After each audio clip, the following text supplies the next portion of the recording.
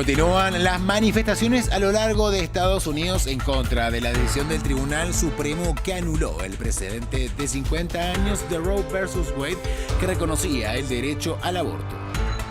La segunda mayor caravana de migrantes de los últimos 6 meses se encuentra en México. El grupo que partió este viernes desde Tapachula espera los permisos que les permitan una estancia de un mes en territorio mexicano, aunque no todos prefieren legalizar su estadía. Y México continúa conmocionado por la violencia contra sacerdotes. Uno de los últimos casos fue el de 2 jesuitas que realizaban labores sociales y fueron asesinados el 20 de junio. Tendremos análisis en esta emisión.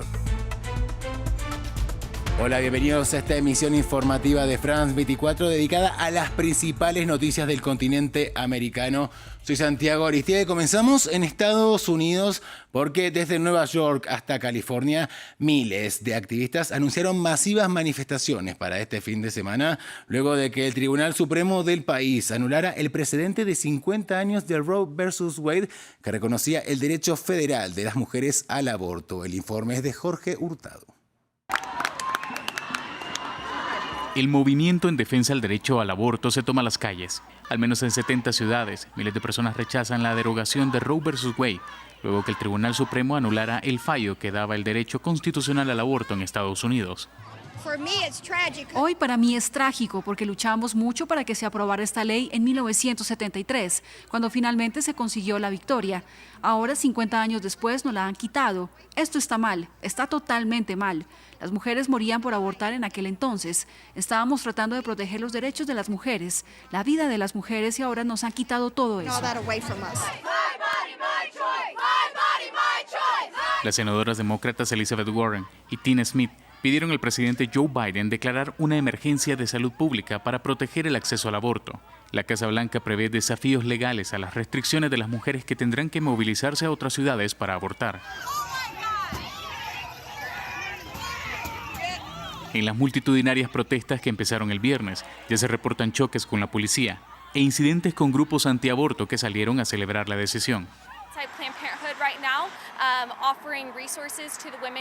Es un momento muy emocionante para todos nosotros. Teníamos 80 personas pro vida en una habitación juntas. Cuando nos enteramos que la decisión de anular Roe vs. Wade se había producido y todos estábamos emocionados y entusiasmados. Sabemos que todavía hay que seguir trabajando y que queda mucho por hacer. El fallo afectaría a 36 millones de mujeres. Tras la decisión, al menos 6 estados ya prohibieron el aborto y otros 26 se preparan para la prohibición. En esa nación, solamente 16 estados están a favor del aborto. Durante este fin de semana, el país escuchará el rechazo masivo a una decisión que afectará la vida de millones de mujeres, según varios organismos de salud, incluso más allá de las fronteras de Estados Unidos. Y en este contexto, activistas y académicos alertan sobre los efectos que puede tener la derogación sobre las personas gestantes afroestadounidenses, condiciones socioeconómicas como la pobreza y la imposibilidad de acceder a servicios de salud que ya ponían a esta población en una posición mucho más vulnerable, podrían ampliarse con la anulación. El informe es de Manuela Cano. Un retroceso en los derechos sexuales y reproductivos, que toca especialmente a las mujeres afroamericanas. Las alertas se prenden sobre los efectos que tendrá la derogación de Roe vs. Wade, que acabó con el derecho al aborto en Estados Unidos sobre las poblaciones más vulnerables. Este momento es devastador porque lo que significa es que en un lugar donde se tiene la tasa más alta de mortalidad materna en el país, básicamente se está condenando a las mujeres negras a la muerte porque ya estamos muriendo en el parto. Las cifras delatan las complicaciones que podrían derivarse de la anulación del fallo para las mujeres afroamericanas. Antes de la decisión del máximo tribunal este viernes, las mujeres afroamericanas tenían cerca de 3 veces más probabilidades de morir por complicaciones relacionadas al embarazo. Y las mujeres en comunidades mayormente afroamericanas tenían 63% más de probabilidades que las mujeres blancas de experimentar complicaciones de salud durante el embarazo y el parto. Además, muchos de los estados en los que ya se decidió anular el derecho al aborto, la mayoría de las personas que buscaban estos procedimientos eran afroamericanas. Por ejemplo, en Mississippi representaban el 74%. Las desigualdades socioeconómicas también dejan a las mujeres afroamericanas en una posición más vulnerable. 1 de cada 5 mujeres negras vive en la pobreza, una cifra que contrasta con las de las mujeres blancas. 1 de cada 10 vive en dicha condición. Esto no les permitiría, por ejemplo, viajar a otros estados para realizarse un procedimiento de aborto. Hay un movimiento para mantener pobres a las personas pobres. Entonces esta decisión realmente resta y condena a una gran brecha. La anulación del histórico fallo podría aumentar las desigualdades.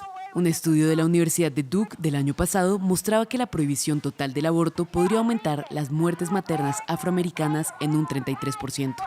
Avanzamos con más noticias en France 24. La segunda mayor caravana migrante de los últimos 6 meses se encuentra en México. El grupo que partió este viernes desde Tapachula espera los permisos que les permitan una estancia de 1 mes en territorio mexicano. No obstante, no todos prefieren legalizar su estadía. Ampliamos en este informe de Rafael Pérez. En busca de una nueva vida, cientos de integrantes de una caravana migrante recibieron este sábado visas de tránsito por parte del Instituto Nacional de Migración de México. El grupo, integrado en un principio por unas 3,000 personas, salió este viernes desde Tapachula, municipio mexicano fronterizo con Guatemala. La mayoría de ellos provienen de Venezuela, Haití y otras naciones centroamericanas. Nos entregaron el permiso, claro que no nos lo entregaron a todos, nosotros veníamos en un grupo de 7. Y a la final nos separaron a todos, nosotros no sabemos dónde están las otras personas y bueno, esperando a ver si se pueden comunicar con nosotros para ver si nos podemos juntar otra vez y que ellos también le den el permiso. La caravana tuvo que caminar 42 kilómetros hasta una caseta de inmigración en Huixtla. Allí fueron atendidos en grupos de 50 personas. Sin embargo, otros prefieren no pedir el documento que les permita una estancia de 30 días en México. Alegan que las autoridades no lo respetan. Hay una incertidumbre, ¿por qué? Porque la gran mayoría de estos permisos cuando llegan a la frontera los rompen, ¿entiendes? O los rompen, o los cortan, o los hacen daño. La mayoría de los migrantes aún se encuentran tramitando el permiso de estancia. En los últimos 6 meses, este es el segundo grupo más grande que salió caminando hacia Estados Unidos. Según la Oficina de Aduanas y Protección Fronteriza estadounidense, más de 1 millón de personas han sido interceptadas en su frontera sur desde octubre del año pasado.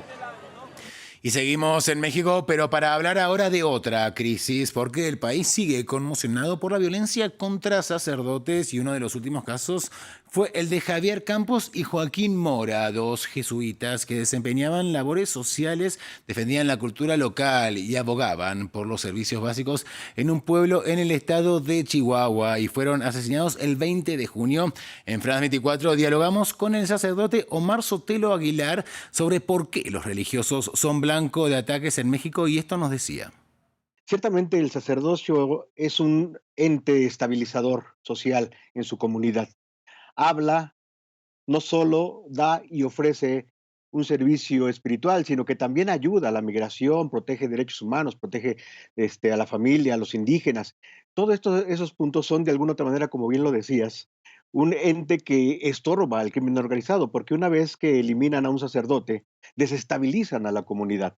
Y al desestabilizar la comunidad, obviamente inquistan la cultura del silencio, del terror, la cultura de la muerte, con lo que va creciendo la narcocultura, la narcoeconomía y lamentablemente la narcopolítica.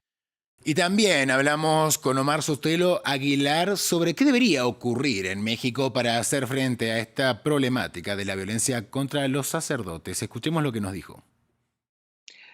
Yo creo que lo más importante es dotar de oportunidades a la gente joven. El crimen organizado tiene recursos ilimitados, recursos económicos y recursos humanos ilimitados. ¿Por qué? Porque la gente joven necesita trabajo, necesita comer, necesita dinero para llevar a su casa y cuando no lo tienen, obviamente van a Estados Unidos. Vi la nota hace rato que para migrar a Estados Unidos hoy mucha gente quiere buscar estos nuevos lugares, pero al no encontrarlos se quedan ahí y entonces son presas del crimen organizado. Hay que acabar entonces con la pobreza, hay que acabar con todas estas cosas para que de alguna otra manera los jóvenes tengan más oportunidades y puedan trabajar. Jornada de celebración, pero también de lucha para el colectivo LGBT en las calles de todo el mundo. Y es que falta poco para el Día Internacional del Orgullo LGBT del 28 de junio y México no fue la excepción. Bajo el lema "Las calles son nuestras", miles de personas se movilizaron por la capital del país para celebrar, pero también para continuar exigiendo el respeto a sus identidades.